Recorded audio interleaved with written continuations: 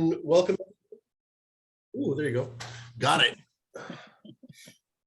Thanks everyone for joining us today for an informal hour over lunch to hear from Trish Twomey, who was generous enough to join us today. Trish has 39 years of experience with emergency food programs in Washington State. She founded and directed the University District Food Bank in Seattle. She went on to work at Solid Ground, became director of the Hunger Action Center, has been an emergency food assistance program contractor for over 16 years with Seattle Food Banks, was the membership director of the Washington Food Coalition and currently serves as their executive director. So an incredible body of knowledge in front of us today. Today's session is recorded. Trish will have about half an hour and there'll be half an hour for Q&A. Emily will manage all things technical. You can use the chat to ask questions and Emily will make sure that Trish is aware of those.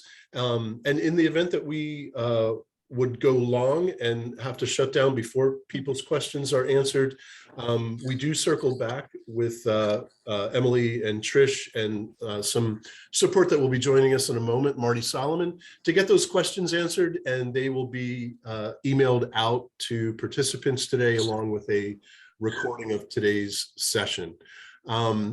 I would be remiss if I did not mention that I'm the executive director of the Northwest Agriculture Business Center, and these lunch and learns are made possible through an AMS Regional Food Systems Partnership grant that NABC is managing currently. So thanks once again for joining us today. Trish, please take it away. Sure. Well, welcome. Thanks for having me. Let me just get this up and start sharing. So it's good to see all of you. I do recognize a couple names and organizations. Again, Trish Twomey with the Washington Food Coalition. One of our great partners, David Bobanek, is on the line. And David, I think you're going to be a little disappointed because today I'm really talking about who the Washington Food Coalition is and what role and trends we are seeing right now. So David could do this presentation on my behalf. So if I get stuck, I will ask him to. Let me see if I can get this moving along here. Come on, thing. Oh, why won't it work?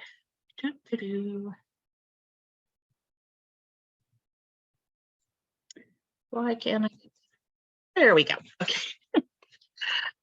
So who are we? The Washington Food Coalition is a statewide membership coalition of 350 anti-hunger relief organizations. We actively educate and network with organizations with our mission to strive to alleviate hunger in Washington State. And our members are made up of food banks and food pantries, meal programs, and other partners like Harvest Against Hunger, WSDA, the Department of Agriculture.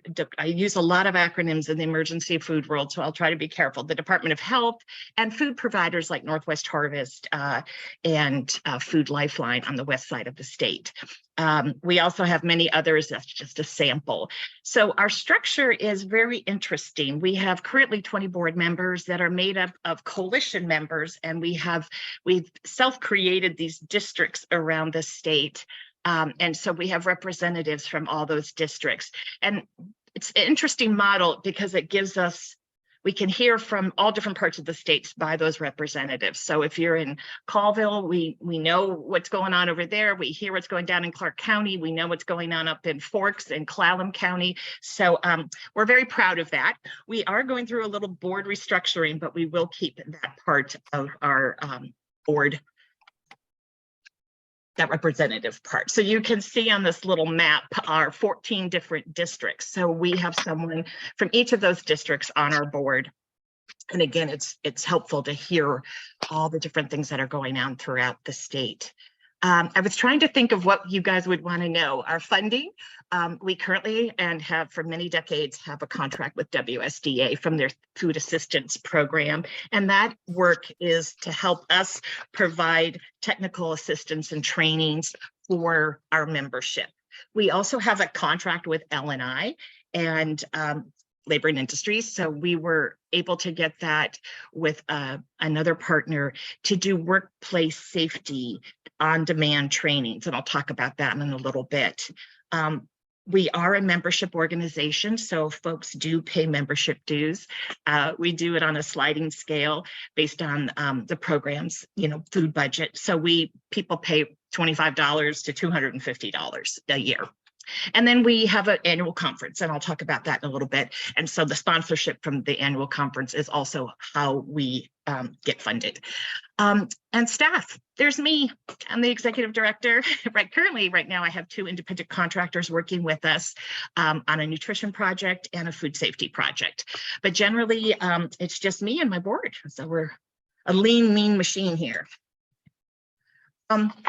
So our basic role, and the role I like to say we try to strengthen the emergency food system. We are not a food distributor, but we like to provide the food banks with the skills and the knowledge they need to run better food programs. I don't know if many of you know that Washington State's vocabulary is a little different than the rest of the country. I have no idea why.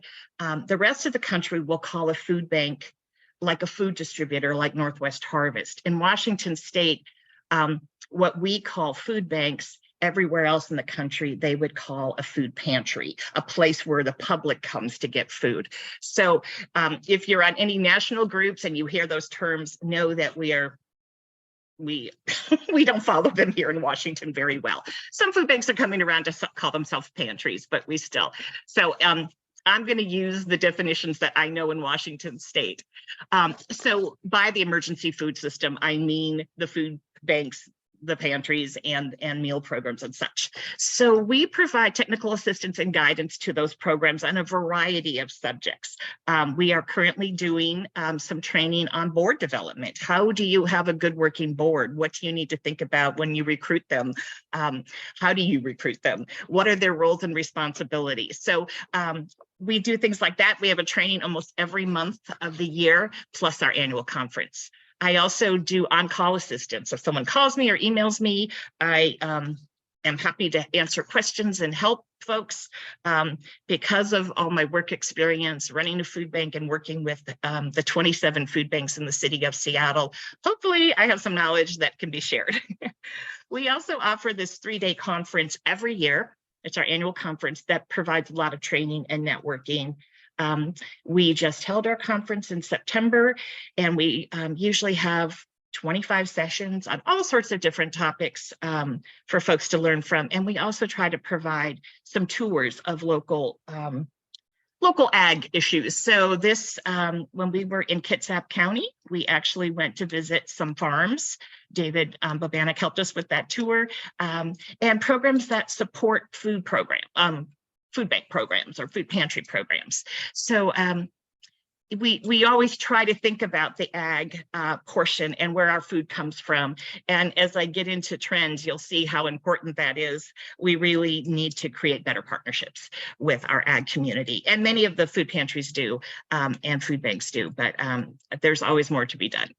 We also, this is going back to training, we have created a food bank certification course. It was something that was created like in 2014, but now we have it online. So when a food bank has new staff, promoted someone to a leadership position, this is an online course they can take that we created, and it has 5 different sections to it.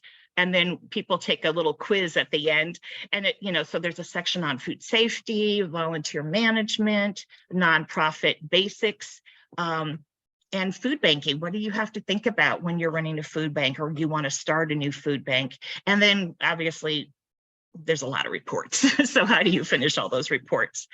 And then as we move on to some, oopsie, I always do that. Sorry. We have started some work with labor and industries, as I mentioned a little bit ago, and we have this nonprofit safety hero program. And so that is broken down into different learning topics. Safety leadership, ergonomics, how do you work with all the tools and equipments that you have in food programs? How do you maintain a safe building? How do you keep your volunteers safe? And asking programs to create an accident prevention program. So that is also on demand. They're all videos, and we're rolling those out as we go along. And we also provide resource manuals. So we have 4 resource manuals, and they kind of mimic the food bank certification course. We have a food safety resource manual, again, food banking, things to think about when you're opening a food bank or running a food bank. We have a best practices manual, and we have a manual on feeding customers or participants who have special dietary needs. So lots of resources available, and more we're trying to put them online so people can access those courses whenever they have the time to do so. I'm going to take a sip of water. Just recently, this past year, we have started 2 new programs, our Health-Centered Food Banking Project and our Get Certified Project. And so Department of Health just rolled out a couple of years ago some new food rules that all food establishments need to participate in. And one was the Certified Food Protection Manager, another acronym.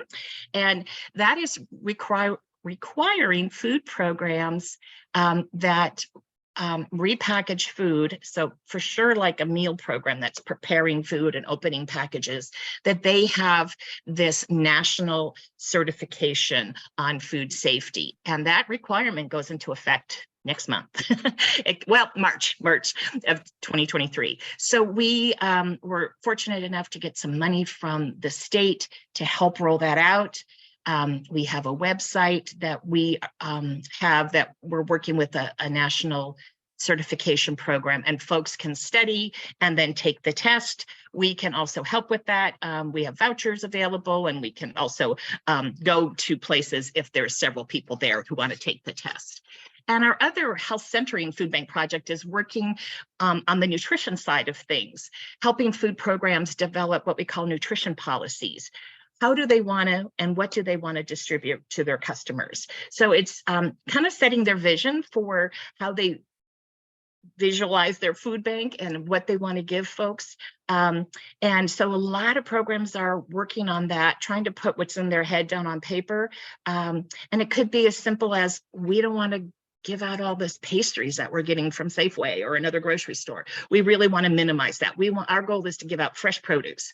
And so those are the kinds of things we're helping people just put down, share with their boards, share with their communities, share with their donors. And we are looking at a program called SWAP, which helps identify food through cards at a food program. So they might say, eat more, eat less, and so it helps people help themselves decide what products might be more healthy for them to take. We don't tell people they can't have a certain product, but we just encourage them to eat less of that. We're trying to do all sorts of stuff on this project, provide basic nutrition information, posters, handouts, whatever we can to food banks across the state.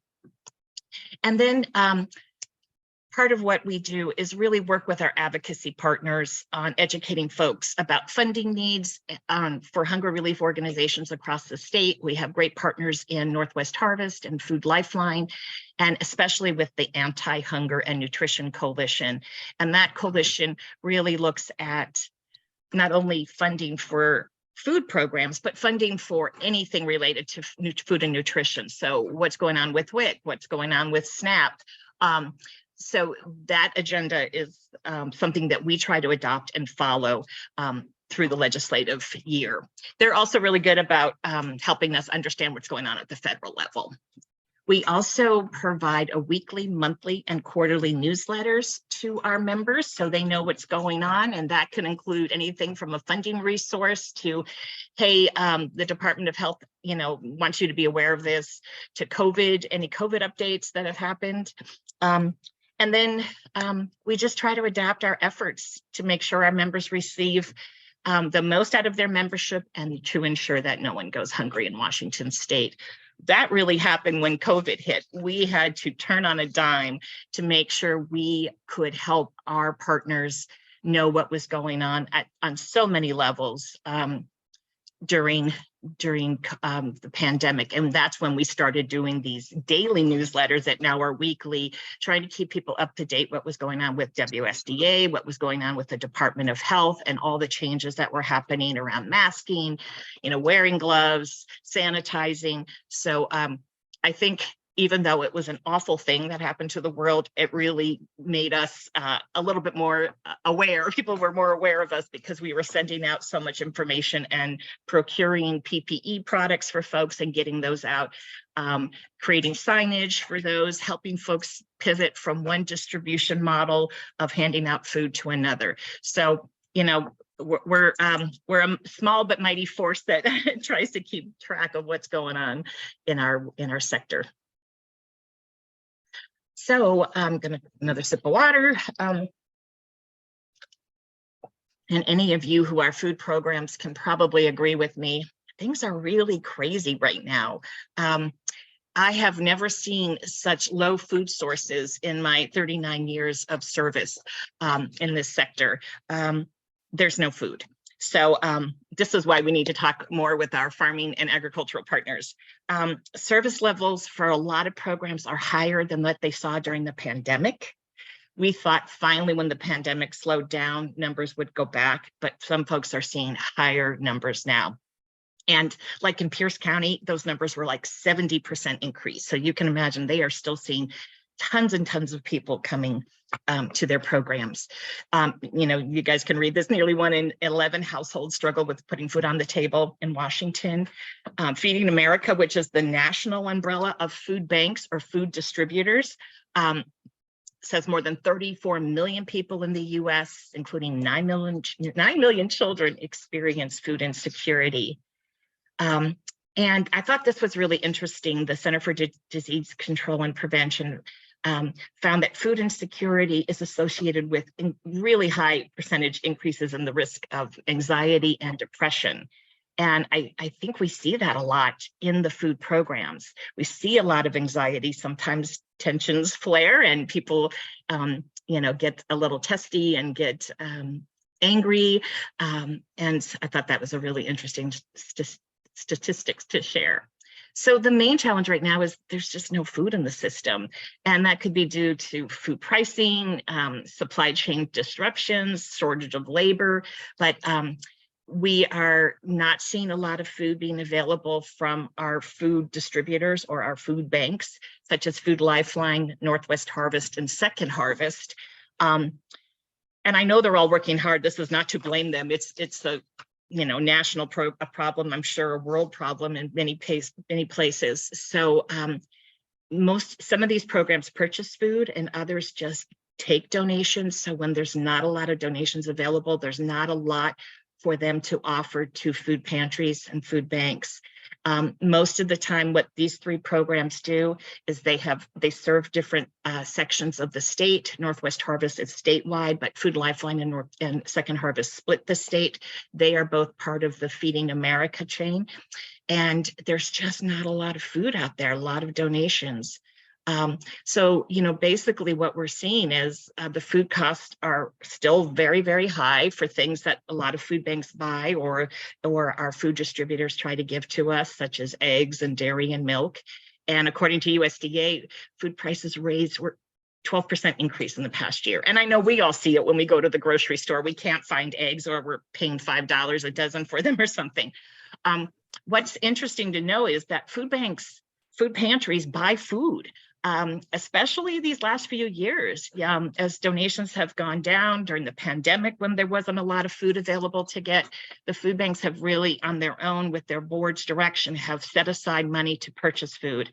One of the food bank directors who runs the distribution center, he passes out food to food pantries, told me that they're now, before we would have main staples coming in from Food Lifeline, Northwest Harvest, and Second Harvest, and he would purchase food to supplement those donations. It's reversed now. He is buying food, and the food from these distributors is just supplementing it. So things are really, really bad. So kind of sums it up on that last line. With food prices, the supply chain disruptions, and the lack of storage, shortage of labor, and decreased availability of donated foods, that those same people are coming, which is really posing a challenge to the hunger relief system in Washington state. There's some promising news. USDA, the federal program, has rolled out some support through some federal food programs such as TFAP, which is the Emergency Food Assistance Program. Unfortunately, Washington state has a program called EFAP without the T. So it's a little confusing in our world between TFAP and EFAP. And that Washington state's Department of Ag has just placed an order for food, almost $2 million, that they will make available through what we call this reserve warehouse. So programs can have access to that later this month or in early February. And then WSDA will be doing some more purchasing, another $3 million that will come in around April, March and April. But I can tell you that a lot of the programs right now are really still hurting, and donations are kind of steady, but not like they were during the pandemic. So having enough food to give folks a good choice is really difficult.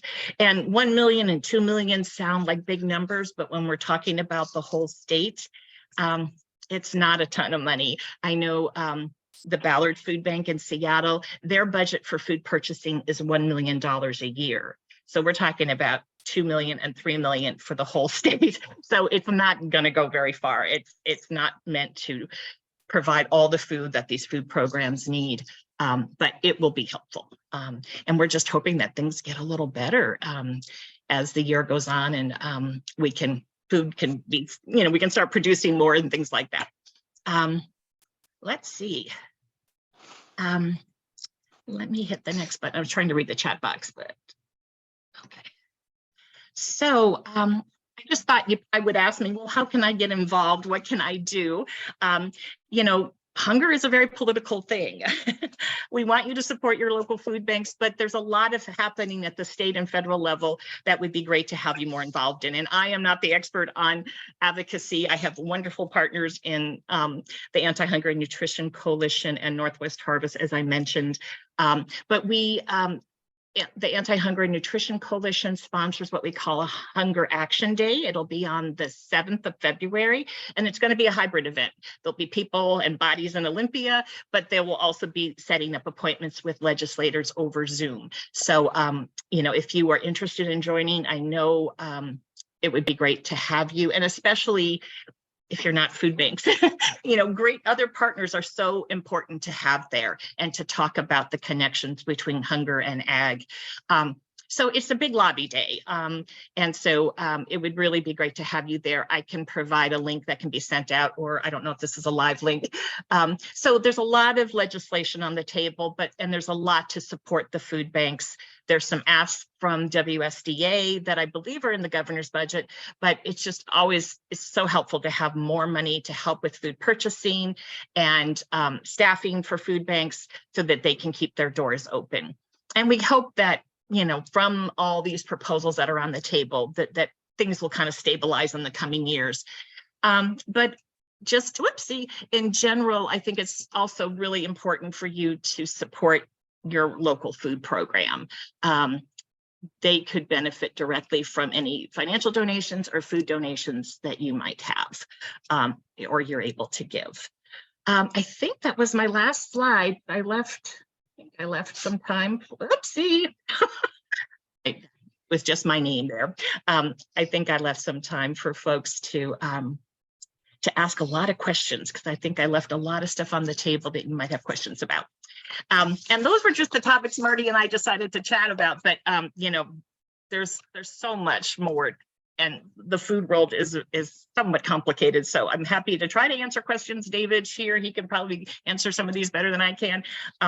Yeah. Oh, thank you. David put the link for Hunger Action Day in the chat box. But how can I answer questions for you? I see a hand raised. No? Okay. I have a question.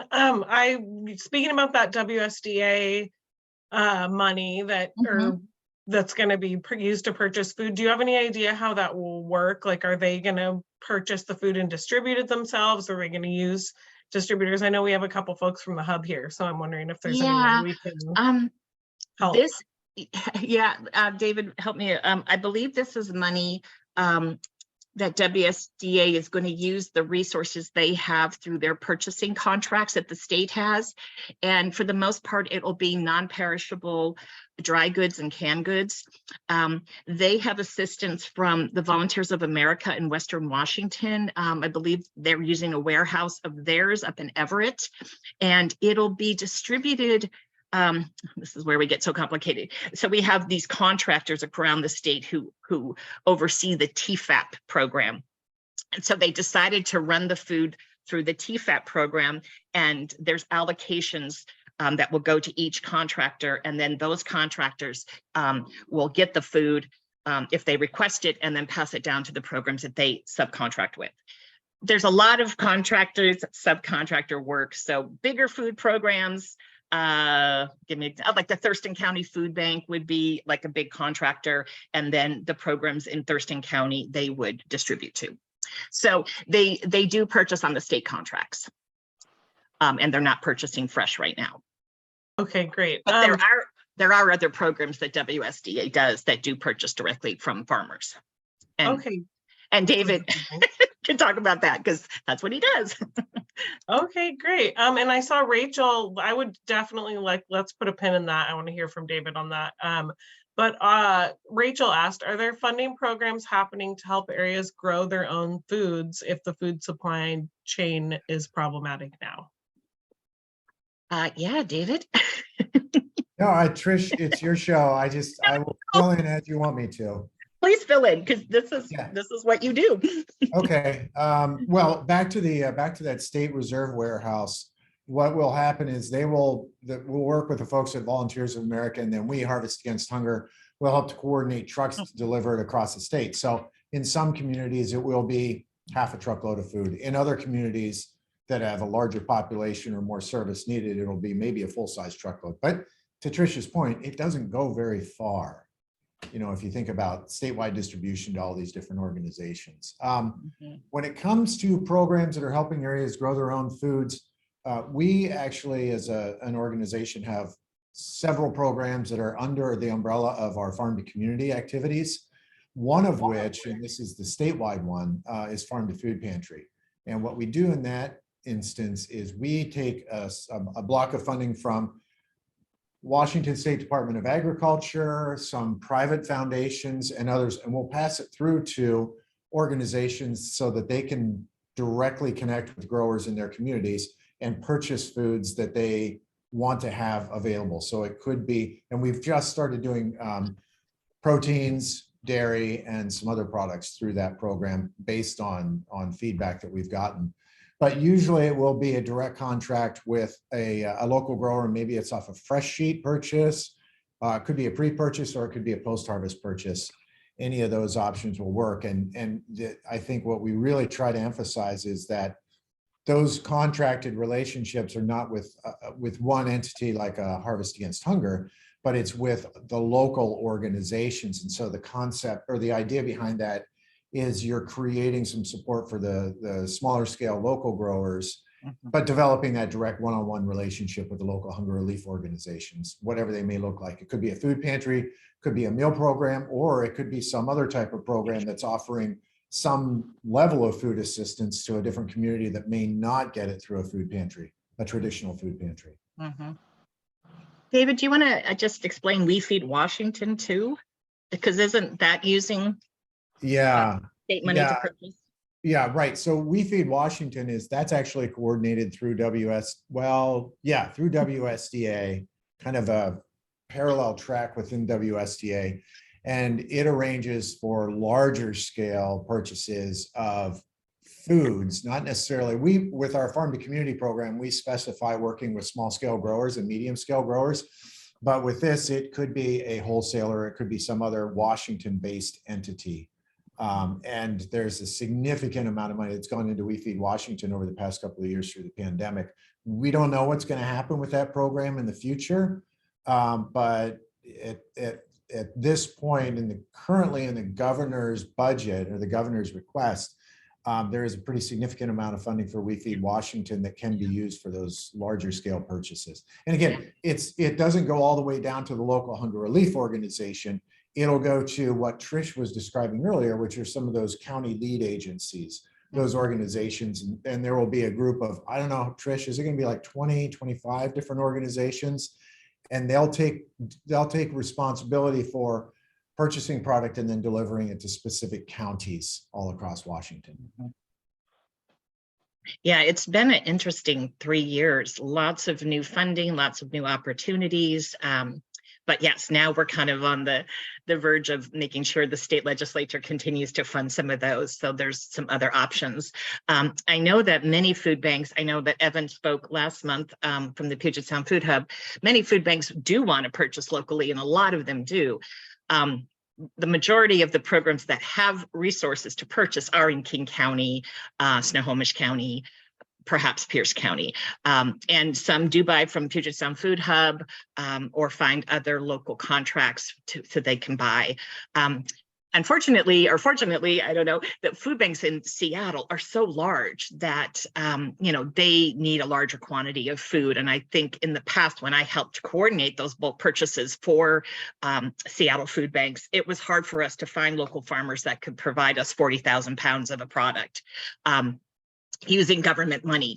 So yeah, there's some dilemmas there, but I think people are really trying their best to purchase fresh local food. And there's also this big kind of wave now to make sure that we're providing culturally appropriate food for those who come and use our programs. So that might be a specific niche in the system, like where do I get this from? Who can offer that? Who is growing that? And that might be going through a Charlie's Produce, or it might be going through a local farmer. So that's a big push. And it kind of comes at a terrible time because everybody was trying to do this, and now there's no food out there and there's less money to go find that. As I said, I've never seen it this bad. I just hope we can get through it. I wonder, I question whether some of these very small programs, rural programs, will make it out of this tough time. If they don't have food, they're probably going to reduce their hours, give out less, and that's what programs are facing right now.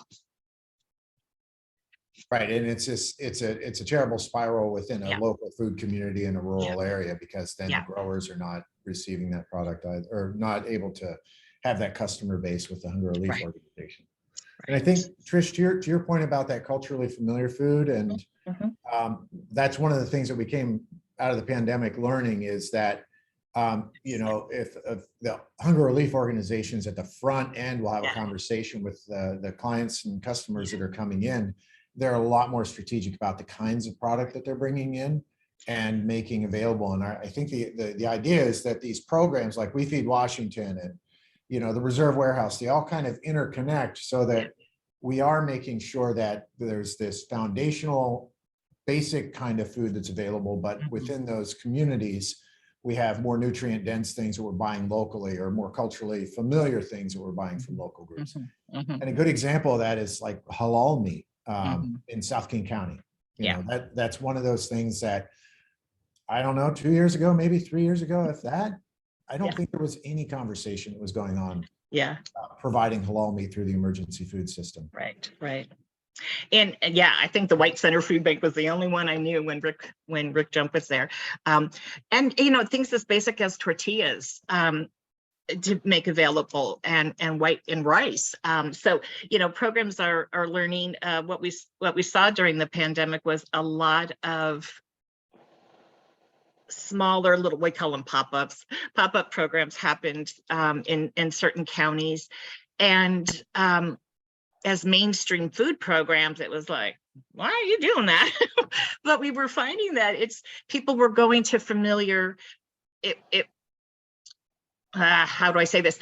People were going to places that were popping up that was familiar to them, whether people spoke their language was able to give out the food that they ate in their diet, unlike maybe a mainstream food bank that was just relying on the donations it was getting, which are really just basics, a lot of basic staples: potatoes, onions, rice, dry goods, canned goods, and fresh produce. But so we're seeing a lot of that, and so that kind of has turned the emergency food world on its head. They're like, oh, I'm not maybe meeting the needs of some of the clients in my community, and I need to be more sensitive to those needs and have materials translated and have maybe volunteers to speak the language. So everybody's kind of like trying to figure this all out and work with these new programs, but then and try to identify food that would be appropriate. And that's been a challenge. And it's also been, hard to buy now because there just isn't the resources in the community.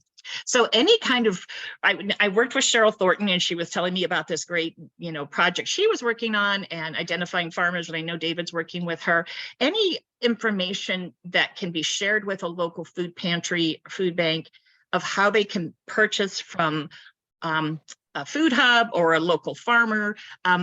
We use David a lot, but I get those questions a lot. People want to know how I can do this. And I think Cheryl tried to walk us through that at our conference.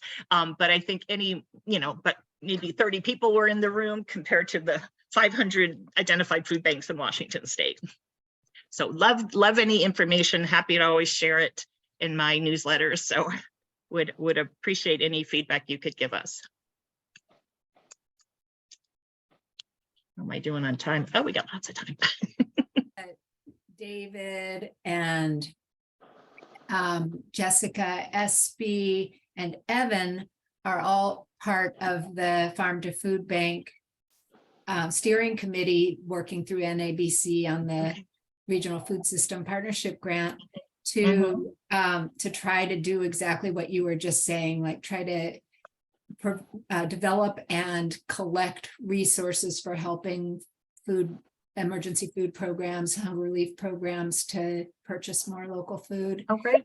And we are on the verge, right, Emily, of getting resources on a website where they'll be more easily accessible. We also really welcome any resources that any of you have that you want to send to us to share out through that website. We're collecting. So yeah, we hope it'll be helpful. There are sample contracts, sample letters for food banks to use to solicit from farmers. There's product specification information. So we're trying to have a wide range of resources available to make it easier to get more fresh and local foods into emergency food programs. Yes, thank you. I'm Cheryl did share a lot of that with us, so we're excited to see when the website goes live. That will be really wonderful. And we have a page on our website that needs updating, but ideas of where people can purchase food from, and a lot of this is just wholesalers, but we are trying to add farmers and collectives to that. So yes, we will definitely share those links together of when it's published. Thank you.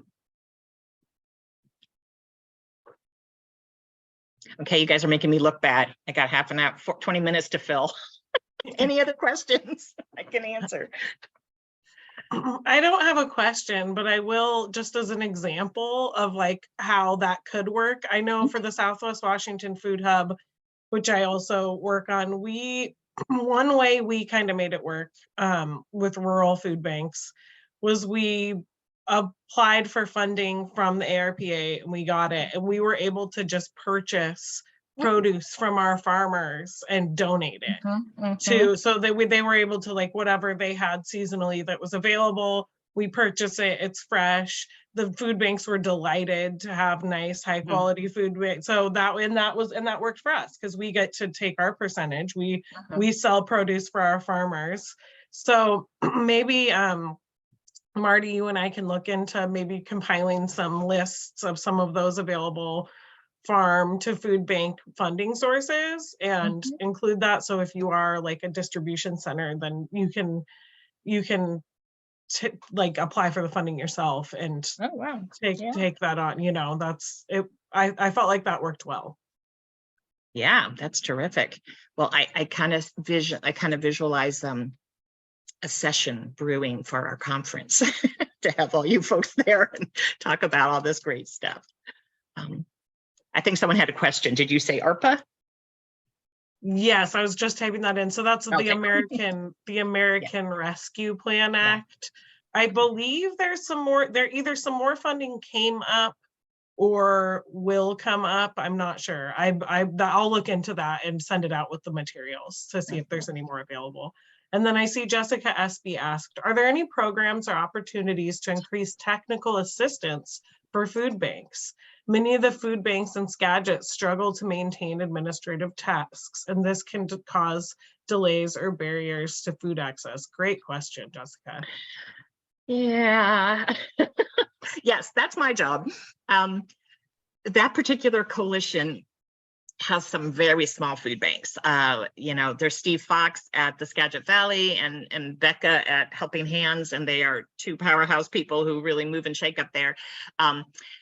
And it's a lot of the counties have coalitions. They bring their food banks and food pantries together and meet. And I tend to go to all those meetings or join them on Zoom. That is a group that hasn't met in like 3 years.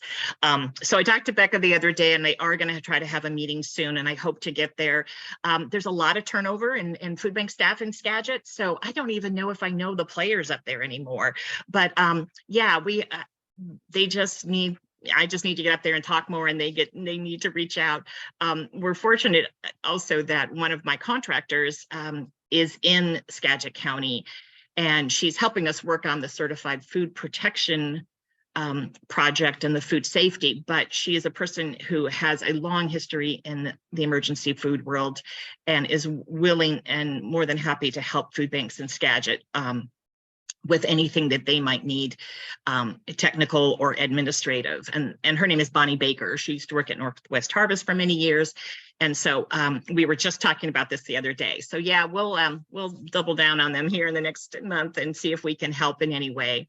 Unfortunately, it's just a coalition. I don't mean to talk badly about Skagit. They're just not involved, and they don't come to trainings, and they don't come to our conference. So it's just, me getting out there and trying to do a little more work with them and let them know what's available to them and how we can help. Thanks. Great question, though. David, I see your hand up. Yeah, and if I could just add on to that, I think one of the challenges that we've seen over the past couple of years is depending on the source of the funding, and particularly if it's federal funding, the requirements for reporting how those funds are used, for the way those funds are reimbursed and other things can be really cumbersome, especially for smaller scale hunger relief organizations. I mean, that's one of the things that we've been really trying to fix or figure out how to fix when it comes to like our farm to food pantry program, because it's just really challenging. I mean, it unnecessarily so to a certain extent, because I'm not really sure what they do with a lot of the reporting information. But I think that that's just a part of the past couple of years. It feels like a lot of that reporting and a lot of the requirements that are tied back to ARPA and some of the other funding have been pretty onerous and a little outside of what the capacity for most hunger relief organizations may be. Maybe not for the larger scale ones, but certainly for the local and the smaller scale ones. Yeah, especially like even TFAP, the program I talked about. Anything, through the feds, just you get a certain amount of product from TFAP, the commodity products, and they're valued at a certain value, and it puts people over, and they have to have, Schedule 1 audits, which cost up to $30,000 just for handling the free donated food. And it's just, so we've been working with Representative Schreier to try to make some of those changes. There's a big coalition of folks that, and I play a very small part, who are trying to look at some of those federal regulations and seeing if they're just so onerous. It's just silly. And a food pantry doesn't want to pay $30,000 for an audit just because the commodity products are, the amount of products they got puts them over the $750,000 limit. So yeah, David's right. There's just a lot. And Skagit doesn't really have I mean, the Community Action Center is kind of their hub, but I don't know if they're applying for things on behalf of the Coalition of Food Banks in the Skagit area, and they've had a lot of turnover in staff and personnel as well. So yeah, thank you for bringing that up. It's an area of the state I probably need to spend a little more time with and in. Mike, I see you have your hand raised.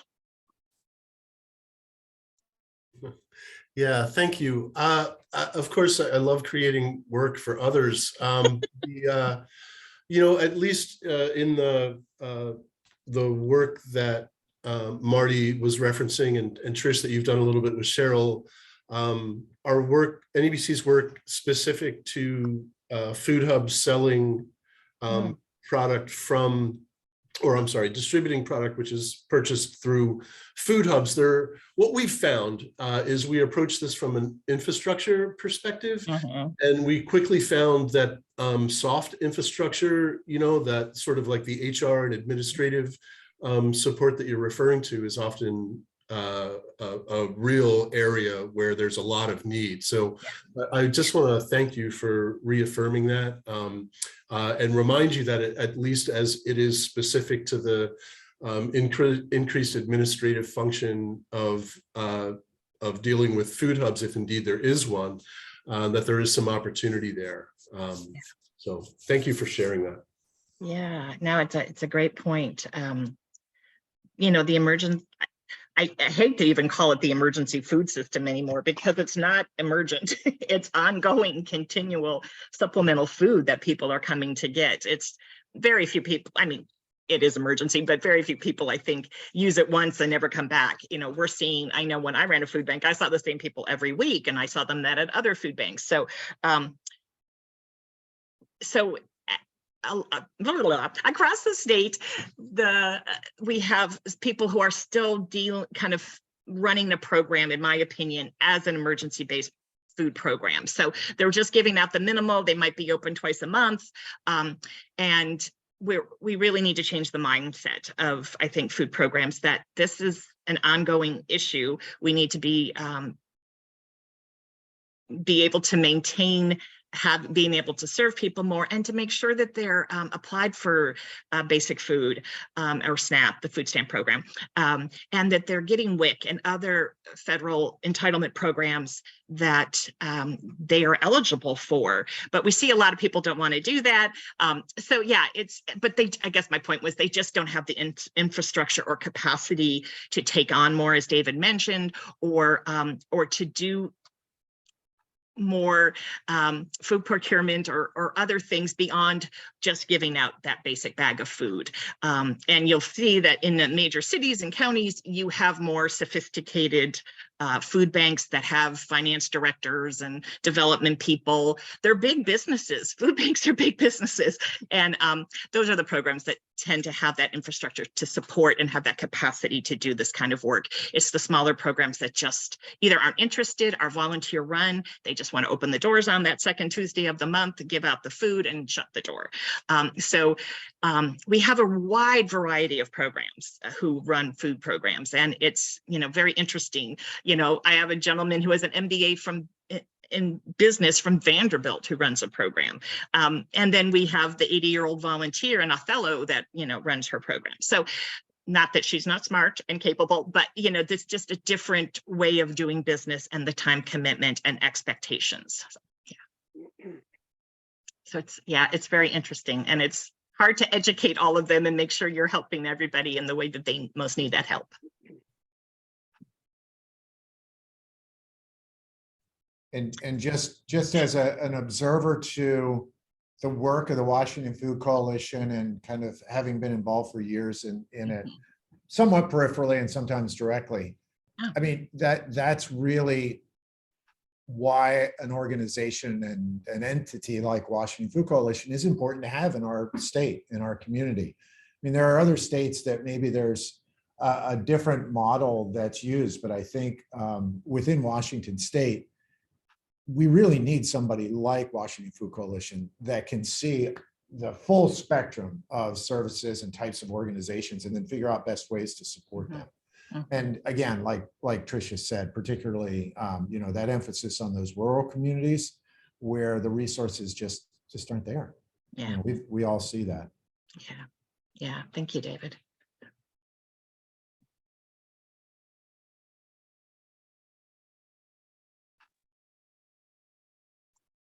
That kind of Okay. brought to mind the technical, oh, I'm sorry, somebody has hand raised. Yes. So I am Pa Usman Juf, the Executive Director of the Washington West African Center. Oh, great. Welcome. Yes, so I indeed registered to participate in this session because 2023, my board has 3 priority areas that we are focusing on, which is housing justice, mental health, and food justice. Our mission is to connect the West Africans in state with local resources and bridge the gap between us and the wider community. The past year and a half led us to access a lot of opportunities thanks to COVID and the death of George Floyd. However, one of the challenges that still persists, especially when it comes to this food security thing, is having access to culturally appropriate food that our communities can access. I'm hearing a lot about food banks and all the other food supplemental programs, SNAP, WEEK, all of them. I mean, our communities can barely have access to the things that we need. Typical example, just the 30th of last month, we had a talent show for our kids, and we partnered with a food bank to supply us food. They did great, brought us 75 bags of food. I can tell you that that food became a liability to me afterwards because the community, even though they needed food, they come, open the boxes. The most that some took were a couple of oranges that were in the bag. Everything else, the canned food and the stuff they gave, the community did not want, or it's not what we consume. Yeah. So what effort is this coalition and other entities, what efforts are they making to see that communities like ours who live here are actually able to have culturally appropriate food for our community? Thank you. Yeah, great question. And it's a struggle. It's really a struggle. The coalition itself is, I think what we're trying to do is help educate programs that it's so important to know who your client base is and to get their input on what foods should be available, what the hours of operation. You know, you have to involve your community to run a good program. So I don't purchase those foods, but I'm trying to get folks to think about who is in their community and to make them be more cognizant of purchasing foods that help their customers. And that's why we created this food purchasing guide. So I might have resources where they could buy food that might be more appropriate for West Africans. I think I know what programs you're talking about, so we won't name names, but yeah, it's just, I think sometimes having the resources, the money resources to buy the food and finding the places where they can purchase them. So I would love to talk further if you want to. I think my email is available. I can put it in the chat box. And yeah, maybe we can further this conversation afterwards. Yes, it's a huge issue, and the food banks are having their aha moments to, you know, saying, oh yeah, we've got to do this. We've got to do better feeding the folks. It's just not all macaroni and peas or something else. So no, it's a great point.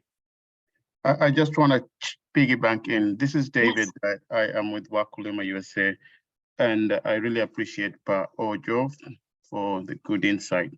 Yes. What I want to say is that some of the work that we are doing, especially in the Kent area and Des Moines, is that because we grow our own food, and as my brother said, nobody wants the food that they don't know what it's about.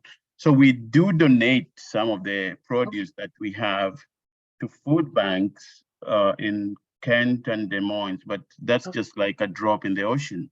Right.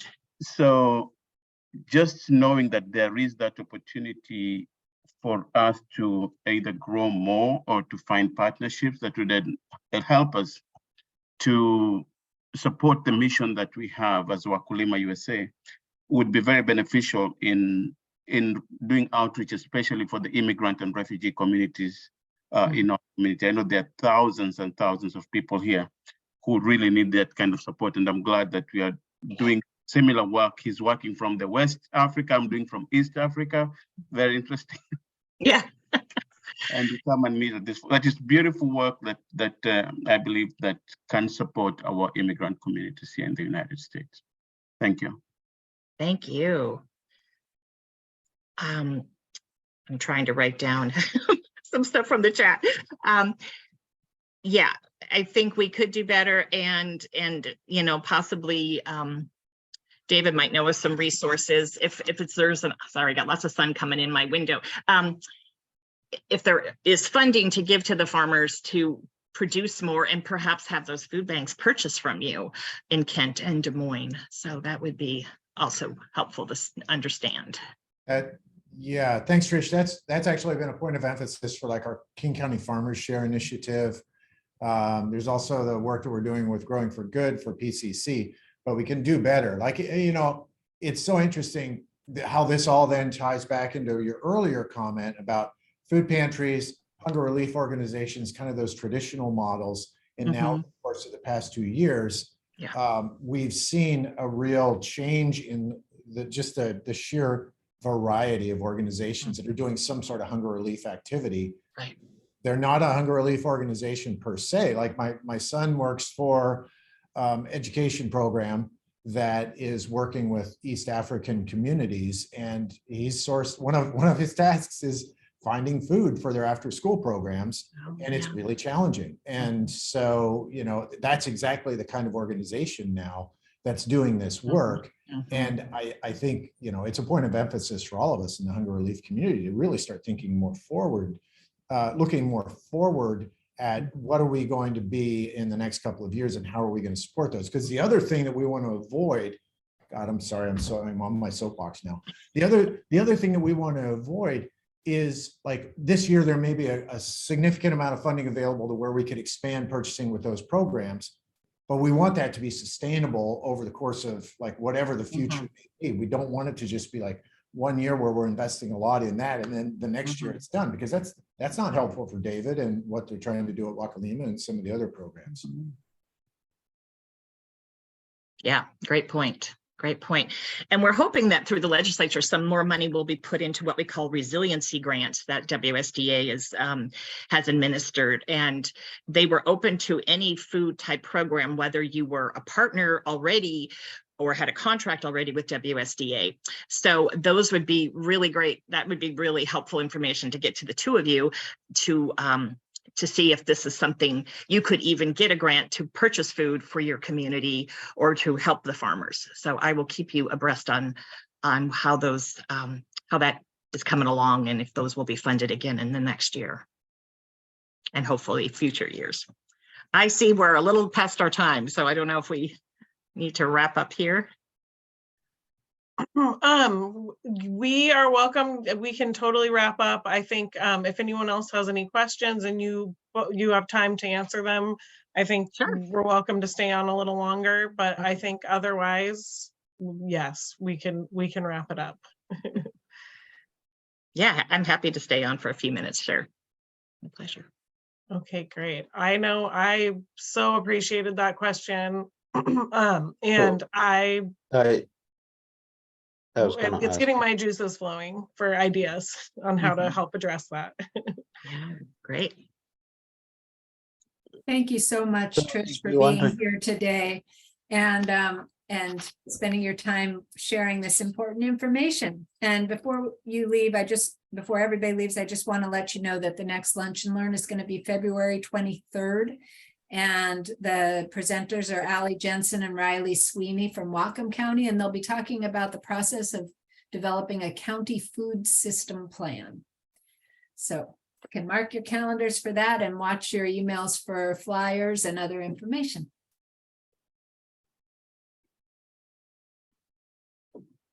And thanks to David Bobanek. I think he might have hopped off for all his insights to go along with. I was going to ask if we, I mean, want to join the coalition. What do we do? How do we join to become official members of the coalition? What does it take? Yeah, I will send you some information on the email you put in the chat box. So yeah, it's very simple, very simple. We'd love to have you. And Trish, perhaps we could put that same information in the Q&A sheet that we will send out after this. Okay, yeah, After this event. Thanks. you bet. Thank you. All right. Well, thank you. Thank you for your work. Thank you. Thanks Bye. everyone for coming.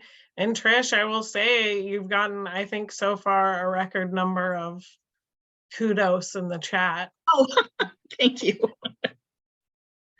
Appreciate it.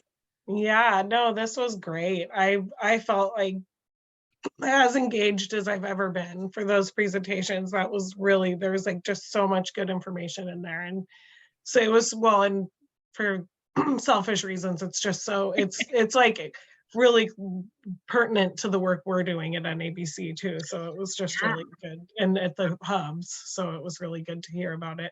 And even with our food hub to farm to food bank resources, like I was like, oh man, this is identifying all kinds of potential solutions for problems and all of that. Yes. Like I was saying to Michael earlier, you know, I've been concentrating so much on logistics and tangible things for the emergency, hunger relief system, you know, how to do this, that even though I've been doing this for so long, I'm not aware of so many of the ag programs and groups that we could better partner with. And that's something I'm just going to have to work on. And with the help of David, I'm sure I will. He seems to be more tapped into that. And he was on our board for many years, but has rotated off now. But yeah, there's so much to learn. Thank you. Well, Trish, thank you once again. And also thank you for your work with and within the Objective 3 of the RFSP and your interface with Cheryl. There is, like Emily pointed out, there's so much crossover there and so much potential. And it is interesting, you know, the past 18 months or more has just really solidified that it is that soft infrastructure, especially around organizational development, administrative functions, business functions. I think in a lot of cases, these projects, if you'll excuse the term, I know it's not necessarily appropriate, but they fall somewhere between a business and goodwill. But they still need to be, if not profitable from a financial perspective, at least calorically, right? You can't put more effort or energy into it than the impact that you're producing. So I think that there's just an enormous amount of potential to support these endeavors with some of that drier work, you know, HR and administrative functions. Yeah. And I know and just when you said that part, it reminded me of, you know, part of We Feed Washington, there were 4 contracts that were given for technical assistant. And I believe Cascadia Produce has one of them. And I believe their function was to work more on the agricultural side to help with business plans and all that. I'm not too sure I understand what the other 3 are doing, if they're supposed to be working with food programs, food banking programs, hunger programs.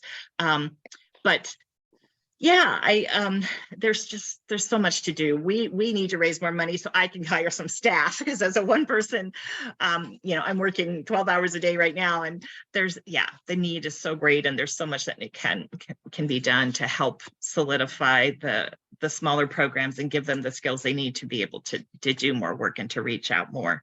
I think I thought the pandemic, we would lose a bunch of programs, but we didn't. Food banks and small food pantries stuck around, but I'm wondering now if with this shortage of food, if we'll see some smaller programs decide that they just can't keep their doors open. And then maybe larger programs that have more vision can take over and help that area. And that would be great to I'm always for the little guy, but I think sometimes the larger programs have more staffing and capability and maybe more vision to do more in their communities. Yeah. Well, if you'll excuse me, I do have to run. And Marty and Emily, thank you for working with Trish to coordinate that handout with the Q&A. And Trish, thank you once again for Oh joining. my gosh. us. Yes, nice to meet you. Thank you. Appreciate it. Yeah, Trish, I will rough out a Q&A sheet and send it to you. If you have information you want to go on there, Okay. like how to join the Washington Food Coalition and specifically, that would be great if you send it to me. I'll get it all put together. I'll get any edits that you want, and then we'll send that out along with the recording of this this session. Okay. And the slides. Okay. All right. All right. Perfect. Thank you. It was Well, a pleasure thank being you. here, and thank you all. We're very grateful for you and your time and expertise and all the good work you do. Thank you. I appreciate that. Thank you. Yes, thank you so much. Bye-bye. Sure. Bye-bye. Have a great day. Bye. You.